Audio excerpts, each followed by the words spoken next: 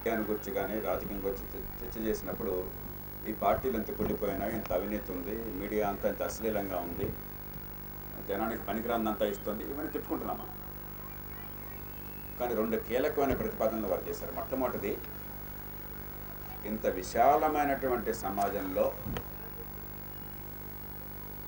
మనకు చాలా ప్రియమైనటువంటి మన జీవితంలో ఈ మీడియా కానీ రాజకీయం కానీ చాలా చిన్న అంశాలు మాత్రమే, అనవసరంగా చాలా ఎక్కువ ప్రాధాన్యత మనకు ఇచ్చేస్తున్నారు. మన న్యూస్ ఛానల్స్ కూడా ఈవేళ భాస్కరరావు గారి పుస్తకం రిలీజ్ అయ్యేది ఉంది ఇక్కడ. మనకి న్యూస్ అని చెప్పంటే 190% రాజకీయం. రాజకీయం అని చెప్పంటే వీడు వాడితో ఫోన్ చేశాడు, వాడితో కలిసాడు, వీడిని తిట్టాడు. ప్రపంచంలో మరెక్కడ కూడా న్యూస్ అంటే రాజకీయం అని, రాజకీయం అంటే తిట్లను, మెచ్చుకోవటాలను, కలిసి భోంచేయటాలను, పొత్తులు అని చెప్పి కాదు. అంచేత ఇవి కాదు జనం జీవితంలో కావాల్సింది. మొట్టమొదటి ప్రతిపాదన ఆయన చేసింది. రెండవది, మన చర్చ అంతా కూడా సప్లై సైడ్ మీద ఉన్నది. ఎలాంటి పుస్తకాలు వస్తున్నాయి, ఎలాంటి సినిమా వస్తుంది, ఎలాంటి టీవీ వస్తుంది, ఎలాంటి రాజకీయం వస్తుంది, కానీ ఎలాంటి దాన్ని ప్రజలు కోరుకుంటున్నారు. ఇక్కడ ఎగ్జిబిషన్ ఉంది. విజయ్ కుమార్ గారు, మరి రఘురామరాజు గారు, భాస్కర్రావు గారు, రామచంద్రమూర్తి గారు, కృష్ణమూర్తి గారు మనంతా కూర్చొని ఇలాంటి పుస్తకాల్లో కొనడానికి శాసిస్తే ఎవరో కొంటారు. ఏది నచ్చితే వాళ్ళకి కొంటారు. మనకు చేతనంటే మనం ఇక్కడ పెడతాం. రేపొద్దున ఫలానా పుస్తకాలు ఎక్కువ మంది ఆస్వాదిస్తున్నారు, కొంటున్నారంటే మనం అడగక్కర్లే, రేపొద్దున పుస్తకాలు వచ్చేస్తాయి కదా. కాబట్టి డిమాండ్ సైడ్ని మనం బాగు చేయకుండా, దాని మీద దృష్టి పెట్టకుండా సప్లై సైడ్ అంత ఆలోచించిన లాభం లేదన్నది రెండోది కీలకమైన ప్రతిపాదన. తర్వాత చర్చ ఎంత నడిచినా కూడా ఈ రెండు ప్రతిపాదనలు చాలా ముఖ్యమైనవి కాబట్టి రఘురామ గారిని ప్రత్యేకంగా అభినందిస్తున్నాను, ధన్యవాదాలు తెలియజేస్తున్నాను. దీనికి అనుబంధంగా నేను మీ ముందు ఏకవాక్య ప్రశ్నలు కొన్ని పెట్టదలుచుకున్నాను. అంతకంటే మనకి ఎక్కువ చెప్పాల్సిన అవసరం లేదు. మీరు చర్చలోకి మీరు పాల్గొవచ్చు. అమెరికాలో నిన్న మొన్న చూసాం, మన ప్రపంచ టీవీ అంతా అదే ఉంది. అమెరికాలో జరిగింది ఆ తుపాకీలతో దారుణమైన సంఘటన జరిగింది. ఇది మొట్టమొదటి సంఘటన కాదు, ఎన్నో జరిగినాయి. ఇది మరీ విషాదం. ఎందుకంటే 5-10 ఏళ్ల మధ్య ఉన్నటువంటి ముక్కుపచ్చలారిని చిన్నారులు వాళ్ళ ప్రాణాలను చాలా దారుణంగా కలుగుంటే అందరికి ఎవరికైనా ఆ మనసు కదలకు మానదు. కానీ అదే అమెరికన్ ప్రజలు దీనికి కన్నీళ్లు కార్చేవాళ్ళు, దీని పట్ల దిగ్భ్రాంతిని వ్యక్తపరిచేవాళ్ళు, ఆ దారిన పోయే పిచ్చాడు ఎవడైనా నాకు తుపాకీ కావాలని చెప్పిన షాపులో వెళ్ళి అడిగితే అది ఇవ్వడానికి వీలు లేదు, నీకు తుపాకీ లైసెన్స్ లేకుండా ఏమో, లైసెన్స్ ఇవ్వాలంటే నీ గురించి, నీ స్టెబిలిటీ గురించి మాకు తెలియాలని చెప్పి మన దేశంలాగా పెట్టారనుకున్న కండిషన్స్, వెంటనే రేపొద్దున అమెరికా ప్రభుత్వం మీద యుద్ధం ప్రకటిస్తారు. రెండు విధంగా చేస్తున్నారు. ఈ కన్నీళ్లు కార్చేది, ఆ విషాదాన్ని ప్రపంచం మొత్తానికి చూపెట్టి మనందరి విషాదంగా మార్చేది, మనలో బోడంత సానుభూతిని తగిలించేది వాళ్ళే. దీన్ని కొద్దిపాటుగా మార్చాలని ప్రయత్నం చేస్తే చచ్చినా మారడానికి వీల్లేదు, మా స్వేచ్ఛను అడ్డుకుంటున్నాం ఎదిరించేది వాళ్ళే. కాబట్టి మనం మాటలని చెప్పినా కూడా అక్కడ డిమాండ్ ఎట్లా ఉంది, ఏం కోరుతున్నాం. మన దేశాన్ని చూసినట్టయితే మొత్తం మీద దేశంలో టెర్రరిజాన్ని ఖచ్చితంగా అణిచివేయాలి అని బలమైన డిమాండ్ ఉంది. అందుకే కొన్ని ఇబ్బందులు ఉన్నా కూడా ప్రభుత్వాలు గట్టిగా వ్యవహరించగలుగుతున్నాయి. అలాగే ఆర్థిక ప్రగతి కావాలి. ఒకప్పుడు ఆర్థిక ప్రగతి వస్తే మా అందరికీ నష్టం అనే భావం చాలా మందిలో కలగజేశాం. కానీ ఇప్పుడు అలా ఎవరు అనుకోవట్లా. నిరుపేదలు కూడా ఆర్థిక ప్రగతి కావాలి, ఆ ప్రగతి వస్తే మా అందరికీ మంచిది, మేము కూడా బాగుపడతాం, ఆ తర్వాత మాకు కూడా దానిలో వాటా కావాలి. కానీ ప్రగతి కావాలని స్థూల అభిప్రాయం వ్యక్తమైంది కాబట్టి ఈ దేశంలో ఆర్థిక ప్రగతి పేరుతో ప్రభుత్వాలు ఏం చేయడానికైనా అవకాశం వస్తుంది. అదే ప్రజలు మాకు ప్రభుత్వం ఉచితంగా ఇస్తే బాగుండన్న కోరికలు వ్యక్తం పరుస్తున్నారు. ఇవాళ రాజకీయ పార్టీలు మనం నిందించవచ్చు. నాకు బాగా గుర్తున్నది, తమిళనాడులో మొట్టమొదటిసారి కలర్ టీవీలు ఇస్తామని చెప్పిన కరుణానిధి గారు చెప్పినట్టు ప్రతిపక్షంలో ఉండగా నేను చాలా తీవ్రంగా స్పందించాను, ఒక వ్యక్తిగాను, ఒక ఉద్యమ నాయకుడిగా. ఎన్నికల సంఘానికి చాలా స్పష్టంగా చెప్పాను, మిగతావన్నీ వేరు, ₹2 బియ్యం ఇస్తాం, ఉచితంగా బియ్యం ఇస్తాం, ఉచిత విద్యుత్ ఇస్తాం, లేకపోతే ఉచితంగా పుస్తకాలు ఇస్తాం, మరొకటి ఇస్తాం, ఇవన్నీ వేరు. కానీ మొట్టమొదటిసారిగా రాజ్యాంగబద్ధమైన విధులతో సంబంధం లేకుండా ఒక పార్టీ మీకు ఫ్రీగా టీవీలు ఇస్తామన్నారు. రేపు పొద్దున బంగారం 10 గ్రాములు ఇస్తానవచ్చు. ఎల్లుండి అంతకని ఇంకో అడుగు ముందుకేసి ప్రతి నెల ప్రతి ఇంటికి 5 సీసాలు బ్రాందీ ఇస్తానవచ్చు. నేను టీవీలు ఇస్తానంటే తప్పు కాకపోతే బ్రాందీ ఇస్తానంటే తప్పు ఎందుకండి? నాకు టీవీ ఇష్టం, నీకు బ్రాందీ ఇష్టం, తప్పే ఉంది. కాబట్టి దీన్ని మనం కనుక గట్టిగా ఎదుర్కోకపోయినట్టయితే, ఇది తప్పు అని మనం చెప్పకపోతే దేశం నష్టపోతుందని చెప్తే, ఎన్నికల సంఘానికి టీవీ కెమెరాలు ఉంటే దర్జాగా మాట్లాడడం, అవాకులు చవాకులు మాట్లాడినా లక్షల మంది చూస్తే సంతోషపడి గొప్పవాళ్ళని ఇంటికి వెళ్ళి భార్యకు చెప్పుకోవడం తప్పితే, కొంచెం కఠినంగా మాట్లాడుతున్నాను. దూరదృష్టితో దేశం ఏ దారిన పోతోంది, ఎక్కడ మనం రాజ్యాంగబద్ధమైనటువంటి అధికారాన్ని ఉపయోగించి ఆ దారిని కొంతైనా మళ్లించవచ్చు అన్న విజ్ఞత లేనటువంటి సంస్థలు ఈ దేశంలో అన్నీ, ఒక ఎన్నికల సంఘం, సుప్రీంకోర్టు కావచ్చు, ఒక ఎన్నికల సంఘం కావచ్చు, ఒక సిఏజీ కావచ్చు, తిట్టడం చాలా తేలిక. పదవిలో ఉండగా 10 మంది టీవీల్లో పెట్టి మనం ఏం వాకులు చవాకులు మాట్లాడినా వినిపిస్తుంటే దాని ఆ మాటలు చెప్పడం చాలా తేలిక. కానీ ఎక్కడ నీకున్న అధికారాన్ని విజ్ఞతతో ఉపయోగించాలి, ఎక్కడ నోరు మూసుకుని మౌనంగా భరించాలి, ఈ తేడా తెలియడం నిజమైన విజ్ఞత లక్షణం. కానీ ఎందుకు చేయలేకపోయినా ఎన్నికల సంఘాన్ని మరొకటి, కానీ వాళ్ళ తప్పులున్నాయి, నేను కాదంటలే. కానీ మనలోంచి డిమాండ్ రాలా. ఈ సమాజంలోంచి రాజకీయం చేయాల్సింది ఇది కాదేమో, వేరేదేమో అన్నటువంటి స్పందన నిరుపేదల నుంచి పక్కన పెట్టండి, చదువుకున్న వాళ్ళం, తెలివిగల వాళ్ళం అనుకున్న వాళ్ళ నుంచి కూడా రాలా. ఏమయ్యా నీకు ప్రభుత్వానికి కలర్ టీవీకి సంబంధం ఉంటున్న ప్రశ్న ఎక్కడ నేను వెళ్ళా, ఆ ప్రశ్న ఎవరు అడగదు.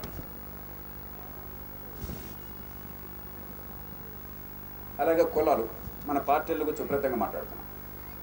ఖచ్చితంగా పార్టీలు కులాన్ని మతాన్ని పెంచి పోషిస్తున్నదాన్ని అనుమానం లేదు. ఇప్పుడు ప్రస్తుతం హైదరాబాద్ నగరంలో పాత బస్తీలో మనందరికీ తెలుసు, ఏదో రకంగా మతవాసనలు చొప్పించి ఓటు బ్యాంకులుగా మార్చాలి 2 పక్కల ప్రయత్నాలు జరుగుతున్నాయి. అది తప్పే, దానిలో అనుమానం లేదు. కానీ మనం మన జీవితంలో ఇతరుల గురించి ఆలోచిస్తున్నప్పుడు కులానికి, మతానికి, ప్రాంతానికి అతీతంగా ఏ మేరకు వ్యవహరించగలుగుతున్నాం?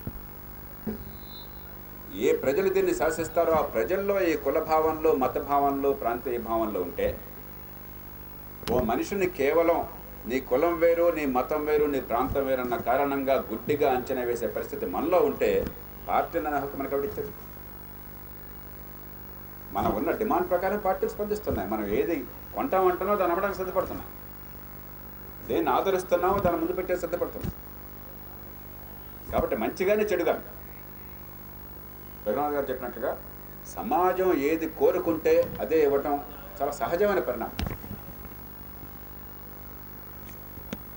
అలాగే ఓట్లు ఇవాళ అమ్ముకుంటున్నారు. ఆంధ్రప్రదేశ్లో మరి మనకు భాస్కర్ గారు ఇంకా బాగా చెప్పగలరు, సర్వేలో చాలామంది చెప్తున్నారు, మన రాష్ట్రంలో సుమారుగా 60-65% ఓట్లు అమ్ముడిపోతున్నాయని చెప్పని. కొన్ని చోట్ల అక్కడ మాస్టర్ గారో, లేకపోతే ఇక్కడ కాలేజీలో పనిచేసే ఆయనో, లేకపోతే ఇంకెక్కడ ఆఫీసులో పనిచేసే అధికారో ఉంటే వాళ్ళ ఇంటికి వెళ్ళి మరి డబ్బులు ఇవ్వడం బాగుండదని చెప్పిన మాస్టరు మా పార్టీ రా అని చెప్పిన వాడు బాధ వాడు చెప్తున్న మాకైతే ఓటు వేయండి అని చెప్తే బయటకు రాగానే వెంటనే ఒక పని మనిషిని ఎవరిని పంపించి, ఎవరిని మా ఇంట్లో 4 ఉన్నారు, ఆ 4 సంగతి ఏమిటి, మరి మా 4 డబ్బులు మీరు ఇవ్వకపోతే ఎట్లా? ఇలాంటి ఉదంతాలు ఈ రాష్ట్రంలో కోకొల్లం. వీళ్ళు నిరుపేదలు కాదు, వీళ్ళకి ఆ పూట 1000 రూపాయలు వస్తే అది పెద్ద అద్భుతమో కాదు, రాకపోతే నష్టమే లేదు. గవర్నమెంట్ ఉద్యోగులు మీ పోస్టల్ బ్యాలెట్ కోసం చెప్పిన డబ్బులు తీసుకున్న ఉదంతాలు ఈ రాష్ట్రంలో జరిగింది. కొంతమందిని అధికారులు సస్పెండ్ చేయాల్సి వచ్చింది. కాబట్టి సమాజం దీన్ని కోరుతూ ఆ తర్వాత మనమంతా ఇక్కడ ఈ పుస్తక ఎగ్జిబిషన్ ఉన్న కారణంగానో, లేకపోతే ఢిల్లీలో జంతర్ మంతర్ దగ్గరనో ఈ పార్టీలని, ప్రభుత్వాన్ని బండపతులు లాభం ఏమిటి? ఏం కోరుతున్నాం మనం? అసలు మన నుంచి ఎలాంటి డిమాండ్ వస్తుంది? దేని పట్ల ఆదరణ మనం చూపెడుతున్నాం? రాజ్యం గురించి మన అవగాహన ఏంటి? అసలు ప్రభుత్వం ఏం చేయాలనుకుంటున్నాం మనం? ప్రభుత్వం చట్టాన్ని కాపాడాలి, రక్షణ ఇవ్వాలి, ప్రభుత్వం మౌలిక సదుపాయాలు ఏర్పాటు చేయాలి, మన కరెంటు కానీ, మన రోడ్లు కానీ, మన మంచినీళ్ళు కానీ బాగుండేట్టు చేయాలి, ప్రభుత్వం మంచి ప్రమాణాల విద్యను ఇవ్వాలి, మంచి ఆరోగ్యాన్ని ఇవ్వాలి అని కోరుకుంటున్నావా? లేదా ప్రభుత్వం నాకు ఫ్రీ బిల్ ఇవ్వాలి, ప్రభుత్వం కులం మరణం పేరు విభజనలు చేయాలి, ప్రభుత్వం కలర్ టీవీలు ఇవ్వాలి, ప్రభుత్వం ఓట్లు కొనాలి, నా ఓటుకు డబ్బు ఇవ్వాలని కోరుకుంటున్నాం? మనం ఏం కోరుకుంటా చేస్తున్నాం? మనం కోరుకోకుండా రాజకీయ పార్టీలు బలవంతంగా ఇస్తున్నారంటే అంతకంటే అబద్ధం ఇంకోట్లేదు. మనం ఎన్ని మాటలు చెప్పుకున్నా కూడా స్వచ్ఛందంగా ఓటు వేయడం వల్లనే వాళ్ళందరూ ఎన్నికవుతున్నారు తప్ప బలవంతంగా దొంగతనంగా ఎవరు రావట్లేదు. పూర్వం ఏదైనా అడపదడప జరిగేది, వాళ్ళది ఏం లేదు. పూర్తిగా మనం ఏం కోరుకుంటేదో జరుగుతుంది.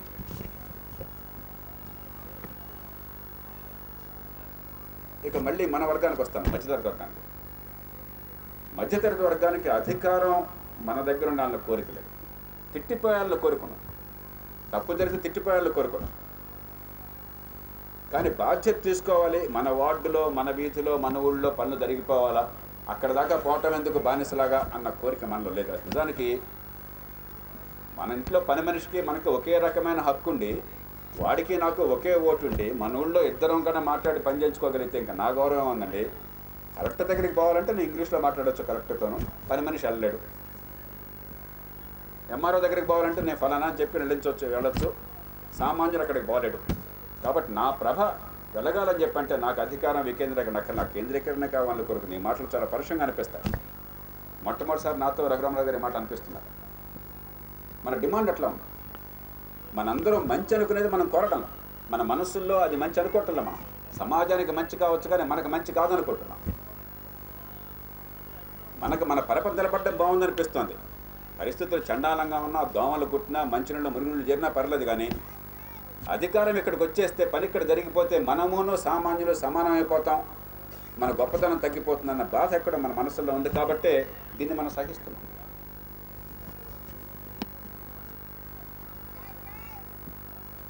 అలాగే మీరు టీవీలు చూస్తే సెలబ్రిటీ నాకు బాగా గుర్తుంది, లోక్నాయక్ జేపీని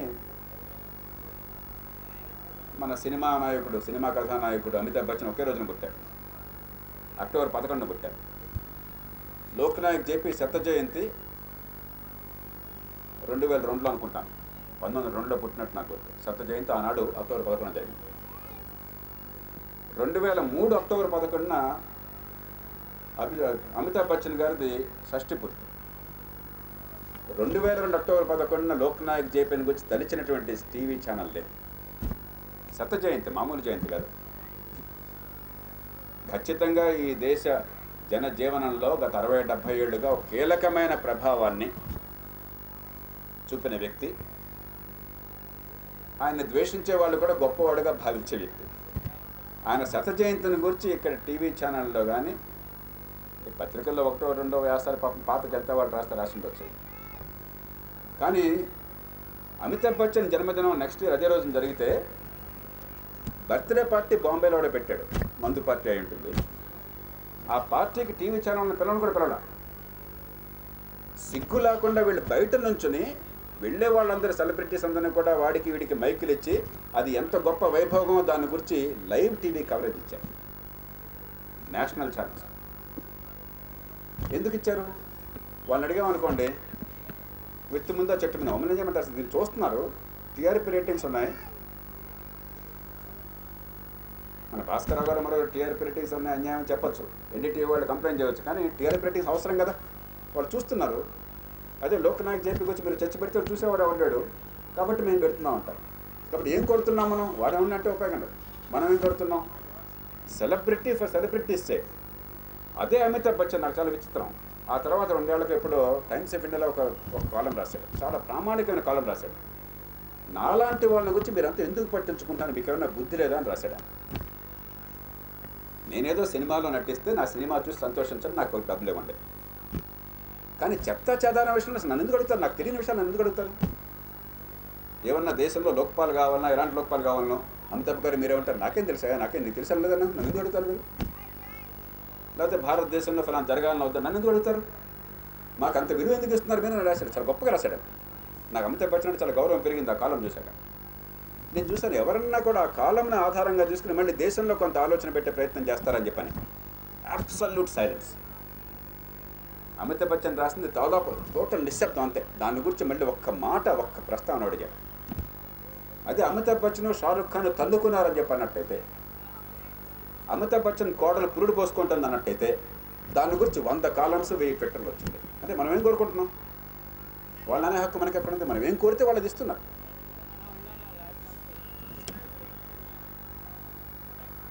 చివరిది, ఈవేళ కూడా నాకేదో సందర్భంలో భాస్కర్ పుస్తకం చదువుతుంటే మళ్ళీ మన దేశంలో ఒక ఎన్పిఆర్ లాంటిది ఉంటే బాగున్నాం, నేషనల్ పబ్లిక్ రేడియో. మనకు బీబీసీ లాంటిది ఉంటే బాగున్నాం. 20 ఏళ్ల క్రితమేమో ఈ ఉన్న ఆల్ ఇండియా రేడియో, దూరదర్శన్ చావగొడుతున్నారు మరో. ఇవన్నీ ఛానల్స్ వస్తే బాగున్నాయి, బాగా అరులు చచ్చిన వాళ్ళని నేవకండి. ఇవాళ ఇవన్నీ చూసి మరీ చావగొట్టేస్తున్నారు వీళ్ళు. ఒక sensible public radio, public broadcasting ఉంటే బాగుందని చెప్పి మళ్ళీ కోరుకుంటున్నాం. కానీ మనం కోరుకుంటే ఒకరితో కోరుకుంటే వచ్చేది కాదే. ఎందుకు రావటం లేదు? ఎన్పిఆర్ ఉందంటే సామాన్య పౌరులు విరాళాలు ఇచ్చి దాన్ని పోషిస్తున్నారు. అడ్వర్టైజ్మెంట్స్ లేవు, స్పాన్సర్స్ లేదు, ప్రభుత్వం నుంచి నిధులు లేవు. బీబీసీ ఉందంటే పన్నుల డబ్బు దానికి వెళ్ళాలని ప్రజలు కోరుకుంటున్నారు కాబట్టి దానికి వెళుతున్నాయి. దాన్ని ఆ దేశం కాపాడుకుంటోంది, ఈ ప్రపంచం ఆస్వాదిస్తుంది. మనం ఆస్వాదిస్తున్నామా? మనం నిజంగా కోరుకుంటున్నామా? మనం కోరుకుంటే ఖచ్చితంగా ఈ దేశంలో ఒక ఎన్పిఆర్ వచ్చిండే, మనం కోరుకుంటే ఖచ్చితంగా మన దేశంలో మరొక బీబీసీ వచ్చిండే. మనకు ఆ శక్తి లాక్క. ఆ దిక్కుమాలిన దూరదర్శన్ రోజుల్లో కూడా కొన్ని మంచి ప్రోగ్రామ్స్ వచ్చాయి. ఒక సాహిత్య పత్రిక కొన్నేళ్ల క్రితం ఒక ఆమె నా దగ్గరకు వచ్చి చాలా వాపోయింది. ఆమె మంచి పత్రిక, సాహిత్య పత్రిక, నష్టాల్లో ఉంది, మీరు సాయం చేయాలంటే పాపం నేను ఏదో కాస్త మాట సాయం, కొంత సాయం చేసి 10 మందికి కొంత ఏదో డబ్బులు వసూలు చేయించాం. కానీ ఆమె చెప్పిన ఇది చివరిసారి, ఇంకోసారి నేను చేయను అన్నాను. ఎందుకు సార్ అన్నారు. మీరు చదవని మొర్రో అని జనం అంటుంటే మీకెందుకమ్మా బాధ అంటే, మీరెందుకు చేస్తున్నారు సార్ లోక్సత్తా ఉద్యమంలో అని చెప్పండి. లోక్సత్తా ఉద్యమం వద్దు మొర్రో అని జనం అంటలేదు అంటే ఖచ్చితంగా నేను ఇంటికి పడుకుంటాను. నేను నాకే అభ్యంతరం లేదు. జనం కావాలని కోరుతున్నారు. ఆ కోరిక ఆచరణలో మాడడానికి కొంత సమయం పట్టవచ్చు సమాజంలో పరిణామక్రమంలో. కానీ ఇది పుస్తకం మీరు తయారు చేసినప్పుడు చదవాలంటే కొనాలి. కొని చదివితే ఇది నిలబడుతుంది. మీరు బ్రహ్మాండమైన తయారు చేసేవాళ్ళు మీరు అనుకుంటుంటే నేను చదవన మొర్రని వాడు అంటుంటే ఎంతకాలం నడుపుతారు మీరు? నాకు వద్దంటున్నాడు. మీకు అంతగా ఇష్టం అంటే మంచిది రాసుకుంట్లో కూర్చోబెట్టుకోండి. రేపు పొద్దున ఎవరన్నా వచ్చే జనరేషన్లో వాడు చూసి మరి చదువుకుంటాడు, పబ్లిష్ చేసిన విజయ్ కుమార్ గారికి పబ్లిష్ చేస్తారు. అంటే ఏతావాత ఏమిటంటే కీలకమైన ప్రశ్న ఇది. సప్లై కాదు, డిమాండ్. సమాజం ఏం కోరుతోందో దాన్ని బట్టే జనమాధ్యమాలు కావచ్చు, పత్రికలు కావచ్చు, ఛానళ్ళు కావచ్చు, దాన్ని బట్టే రాజకీయం కావచ్చు. మనకేం కావాలో అర్థం తెలియకుండా, మనకి స్పష్టత లేకుండా, లేకపోతే మనసులో ఒకటి కావాలని చెప్పని పైన ఇంకోటి కావాలని చెప్తూ ఉండి, లేకపోతే మనసులో ఒకటి కావాలని కోరుకున్నా కూడా అది ఎలా సాధించుకోవాలో తెలియక దాన్ని ప్రకటించడం చేత కాకపోతే ఆ బాధ్యత కేవలం సమాజానిది మాత్రమే. అది సమాజంలో ప్రధానంగా కాస్త కోస్త గొంతున్న మధ్యతరగతి మాత్రమే. ఈ మాటలు రాజకీయంలో ఉన్నవాడు చచ్చని ఈ మాటలు చెప్పారు. ఎందుకంటే మార్కెట్లో ఏదైనా వస్తువు అమ్మేవాడికి కొనేవాడు ఎప్పుడు కూడా కస్టమర్ ఇస్ కింగ్. అలాగే రాజకీయ పార్టీకి ఓటర్ ఇస్ గాడ్. కానీ సమాజం సరైనది కోరుకోవట్లేదని చెప్పడం చాలా కష్టమైన మాట, కానీ ఇది వాస్తవం. డిమాండ్ని మనం మార్చకుండా, అసలు ఏం కావాలో తెలుసుకునే శక్తిని మన సమాజానికి ఇవ్వకుండా, మన జీవితంలో చిన్న కోణమైనటువంటి ఈ రెంట్లో అనుకున్న పెద్ద మార్పులు రావు. కానీ మిగతా రంగాల్లో అనుకున్న మార్పులు మంచివి చాలా వస్తున్నాయి, కొన్ని చెడు మార్పులతో పాటు. కాబట్టి మనుషుల్లో ఇంగిత జ్ఞానం పెరుగుతుందని, తమకేది మంచో సమాజానికో దేశానికో అవి తర్వాత చూద్దాం, వ్యక్తులుగా కుటుంబాలుగా తమకేది మంచో ఆలోచించే శక్తి వస్తుందనే విశ్వాసం నాకున్నది. ఆ శక్తిని పెంచడం కోసం ఈ చర్చ ప్రశ్నను ఆశిస్తూ మీ అందరికీ నమస్కరిస్తూ సెలవు తీసుకుంటాను.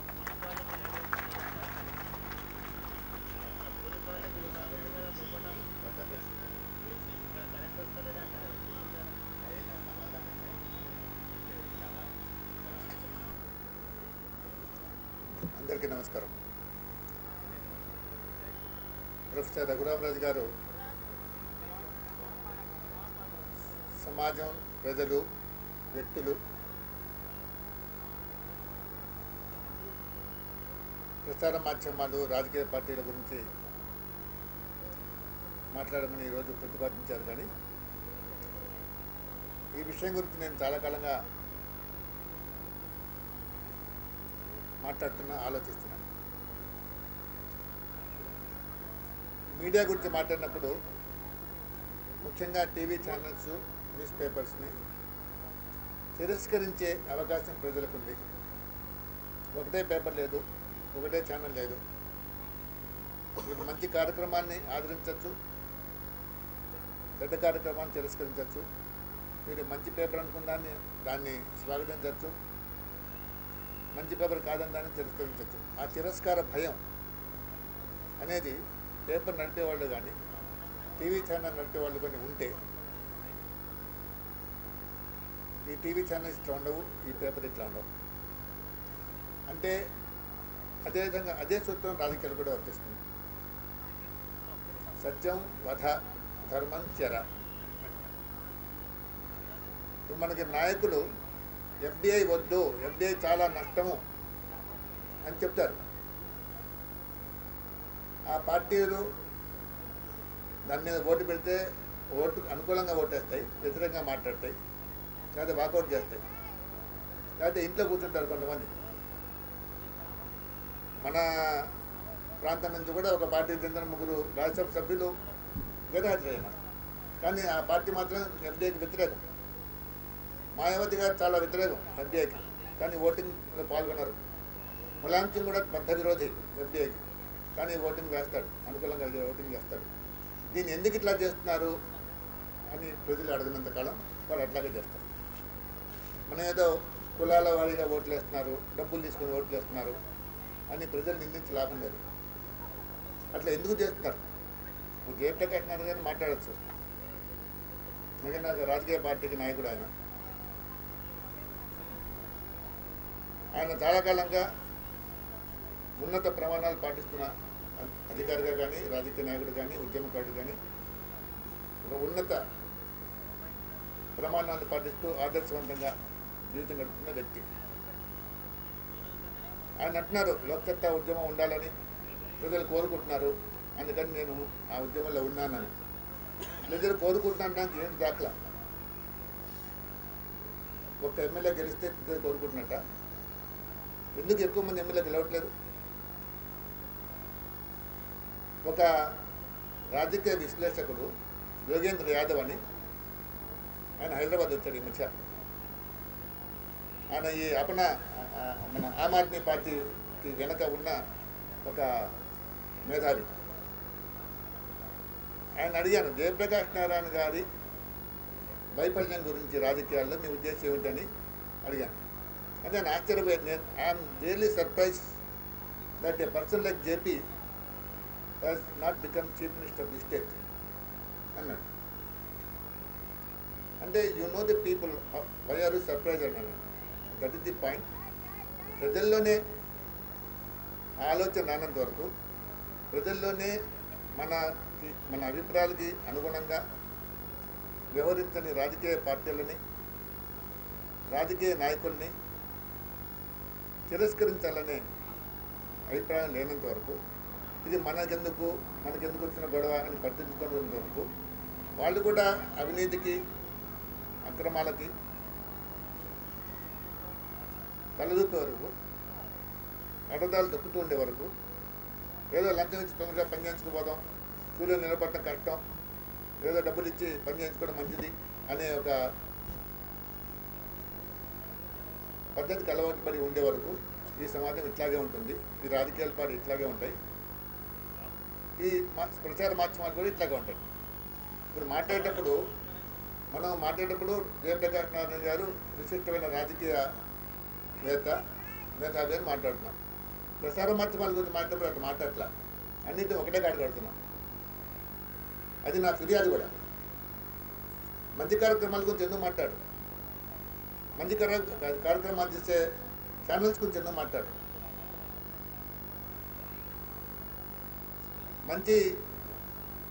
మంచిగా ప్రజలకి ప్రయోజనం కలిగించే వ్యాసాలు రాస్తున్న ప్రచురిస్తున్న పత్రికల గురించి ఎందుకు మాట్లాడు, అన్నింటినీ ఒకే కాడ కట్టి ఎందుకు మాట్లాడు?